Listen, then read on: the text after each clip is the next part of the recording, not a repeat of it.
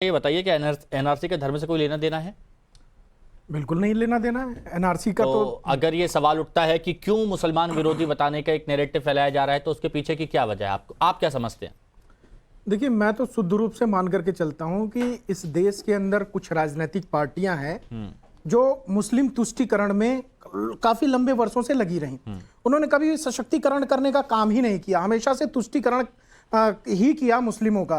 और एक मुस्लिम समाज का बड़ा धड़ा जो उसमें शामिल रहा, वो हमेशा से अपनी कौम को ही गुमराह करता रहा। अच्छा। देखिए, इस देश के अंदर लगभग 25 करोड़ मुसलमान हैं। इस देश की आबादी पहले से ही लगभग 140 करोड़ है।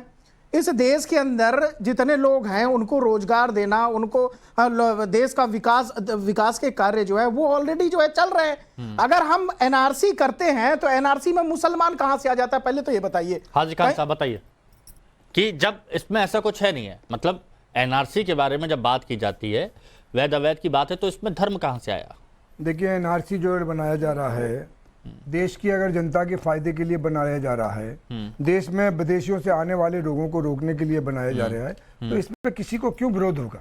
बात यह है कि इस पर सियासत की जाती है, मुसलमानों को डराया जाता है। कौन डराता है? कौन डराता है? भारतीय जनता पार्टी, हेमंत शर्मा वो कह रहे हैं कि ये मुसलमानों को डराने वाली बात कहां से आ रही है? बांग्लादेशी आ रहे हैं, बांग्लादेश नाम लो, बांग्लादेश से आने वाले को रोको। आप कहते हो कि हमको रहने वाले। अच्छा, एक बात बताइए, अभी जो हेमंत बिस्व शर्मा का हमने आपको बयान सुनवाया, उसमें कहीं पर उन्होंने मुसलमान बोला, घुसपैठिया।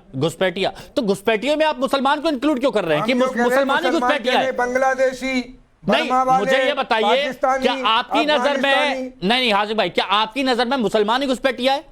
ये देखिए, बात हेमंत शर्मा जो कह रहे हैं उसके ऊपर हो रही है, जवाब उस पर दिया जा रहा है। तो घुसपैठिया बोला, घुसपैठिया बोला। मुसलमान नहीं कही, बांग्लादेशी कही है ना। अरे बांग्लादेश का है मुसलमान, बांग्लादेशी कही है ना, उसमें पाकिस्तानी कही है ना, अफगानिस्तानी कही है, नेपाली कही है, बर्मा वाला कही है। आप कह रहे हैं खाली मुसलमान। सुनिए, नहीं मुसलमान नहीं बोला, फिर मैं बोल रहा हूँ, दिलों में आज लोगों पर गुलाब रखते हैं। सुनिए शर्मा चेहरे पे दोहरे नकाब रखते हैं। अच्छा, मुसलमान इस बात को जानता तो डरता क्यों? आप बताइए। आप कह रहे हैं ना भय पैदा किया जाता है।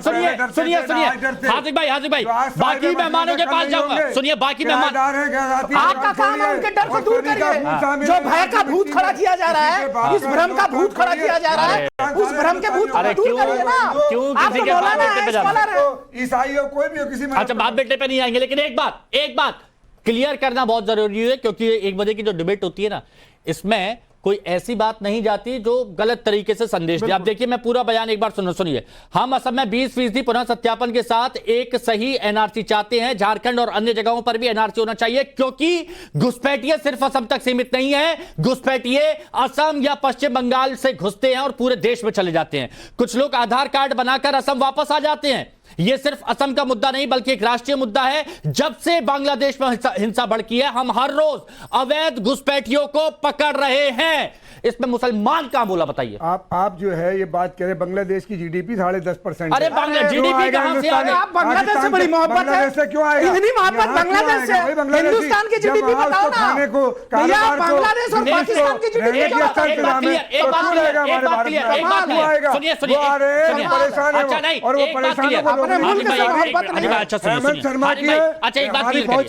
हमारी एडमिनिस्ट्रेशन की। ओके, ठीक है। अच्छा, अब एक बात क्लियर करिए। आपने जो शुरुआत में कहा कि वो मुसलमान बोल रहे हैं, ये तो आप मानते हैं कि मुसलमान नहीं बोला, घुसपैठिए बोला है? घुसपैठिए कोई भी हो, नहीं आना चाहिए। बस तो मुसलमान आपने क्यों लेकर आए? वो कह रहे हैं मुसलमान, बात कर दी थी। अरे उनका बयान सुना दिया इन्होंने हिमांशु जी ने, ऐसा कहीं पूरा बताया मैंने। अरे एक बार नहीं 10 बार कह चुके। ओके, अच्छा, आप धनंजय जी, आपको बांग्लादेश की मोहब्बत जो है ना, हमें कोई बांग्लादेश, अगर हमें बांग्लादेश से पाकिस्तान से मोहब्बत होती तो आप हिंदुस्तान से मोहब्बत नहीं करते। अगर आपको बांग्लादेश की जीडीपी प्यारी है तो बांग्लादेश आपने कुछ बोला, इन्होंने कुछ बोला, इन्होंने कुछ गलत बोला, मैंने क्लियर कर दिया। सब दूध का दूध, पानी का पानी। अब धनंजय जी बताइए, क्यों राजनीति हो रही है? क्यों एनआरसी को लेकर माहौल बनाया जा रहा है? बीजेपी का क्या मानना है? हेमंता जी को तो सुन लिया हमने, आप बताइए।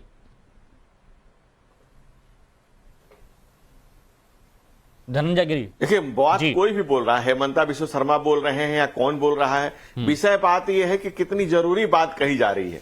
क्या कह रहे हैं, मुल्क के लिए कितना जरूरी है।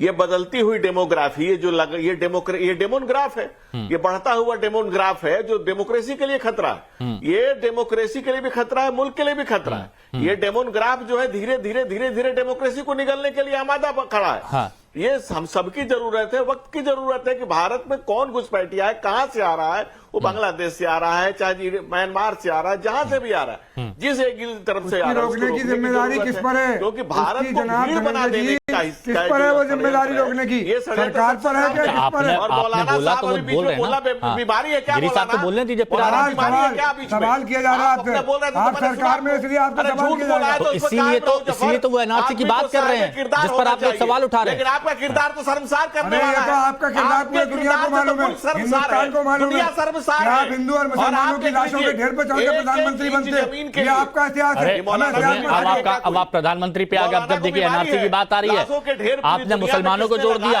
वहां अरे पर। फौजियों की जेल लगा दिया आपने लाशों का, फौजी के नाम पे मुझे बंगाल एक बात बोला। बताइए, आप सुनिए, देश में क्या करना चाह रहे हैं हमें नहीं मालूम, फिर से देश को कहां ले जाना चाह रहे हैं हमें नहीं मालूम। ये चीज मैं फिर से क्लियर करना चाहता हूं। जब बात घुसपैठियों की आ रही है, आप ही उसमें मुसलमान लेकर आए, आपने ही उसमें मुसलमान जोड़ा। अब आप ही कह रहे हैं, अब आप ही कह रहे हैं कि घुसपैठियों के लिए कुछ व्यवस्था करनी चाहिए। बिल्कुल रोकना चाहिए। ठीक है। हाँ हाँ, एक मिनट। हाँ धनंजय कंप्लीट करिए, बाकी मेहमान भी है। हाँ हिमांशु जी, हाँ हिमांशु जी बोलिए। हाफिज खान जैसे हाँ लोग जी। मुल्क के साथ मुनाफत और मक्कारी की इनकी आदत हो गई है। ये बीच में कूदेंगे और ये लगातार ये भारत को भीड़ बना देने का षड्यंत्र है। तैमूर ने तलवार रख दिया है क्योंकि ऐसे लोग सलवार पहन करके समाज को बर्बाद करने के लिए सारे बाजार तैयार खड़े बैठे हैं। टॉपिक पे बात करो, टॉपिक पे। हमें मालूम है कितनी तुम्हारे संस्कार में क्या है, तुम्हारे ये भारत के ये मुल्क के देश के संविधान की धज्जियां कैसे उड़ाई हैं तुमने, हमें सब जानकारी है। देश के हिंदू और मुसलमानों की लाशों पे ढेर से चढ़कर कुर्सी पे पहुंचे हो, रामलला के ऊपर चढ़ के कुर्सी पे बैठे हो, कैसी बातें कर रहे हो? अच्छा ओके, नहीं ये आपने बात कर दी। अरे ये आप क्लियर हो पर्सनल गया। बात तो कर रहे हैं, पर्सनल अटैक नहीं कीजिए, आप देश के ऊपर बात कीजिए। अब देखिए यही बात देखिए, और ये दर्शकों को समझना चाहिए, ये दर्शकों को समझना चाहिए। जब दोपहर में ये नंबर 1 डिबेट होती है तो इस डिबेट में एक एक बात क्लियर होती है, एक एक बात क्लियर होती है, आमने सामने होती है, हर किसी को बोलने का मौका दिया जाता है, वक्त भी भरपूर होता है। अब अजय जी, रंजन साहब मैं 1 मिनट में आ रहा हूं आपके पास। अजय जी, अजय वर्मा जी, देखिए अवैध घुसपैठिए एक बहुत बड़ा मुद्दा है, ये भी आप मानेंगे, है ना। अब इसमें कहीं मुसलमानों का जिक्र नहीं किया, ये बात यहां पर स्पष्ट हो गई है। और ये भी है कि पश्चिम बंगाल, मेघालय, मिजोरम, त्रिपुरा, असम, इन राज्यों में घुसपैठिए बढ़ते जा रहे हैं। अगर इसके लिए एनआरसी पर चर्चा हो तो क्या आप इसका साथ देंगे?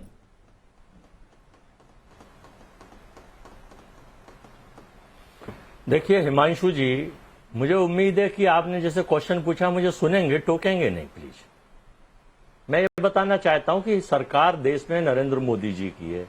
2014 से जब प्रधानमंत्री जी आए थे तो उन्होंने कहा था कि इस देश से हम घुसपैठियों को चुन चुन कर निकालेंगे। 24 आ गया है, मुझे ये बता देंगे सरकार की कितने घुसपैठिए हिंदुस्तान से निकाले? Number 1 question. Number 2 question, Assam के मुख्यमंत्री भ्रष्टतम मुख्यमंत्रियों में से एक है, ईडी पोर्टल पर नाम था, पानी घोटाले में नाम था। 6 महीने तक राहुल गांधी से मिलने का प्रयास किया, नहीं मिले। फिर मोदी जी की वॉशिंग मशीन में आ गए और उन्हें ईमानदारी का सर्टिफिकेट शुद्ध करके पोर्टल से भी नाम है गया, भ्रष्टाचार की सूची से भी निकल गया, ईमानदार मुख्यमंत्री हो गए। तो उनके कहने का कोई तात्पर्य ना कोई मानता है, क्योंकि वो जो 2014 में एक देशलाई गैंग बना है भाजपा का, जिसमें कई मुख्यमंत्री, पूर्व मुख्यमंत्री, बीजेपी के प्रवक्ता, अन्य लोग हैं। इनका काम है देश की सोशल फैब्रिक खत्म करो, देश में आग लगाओ और देश को बांटने का काम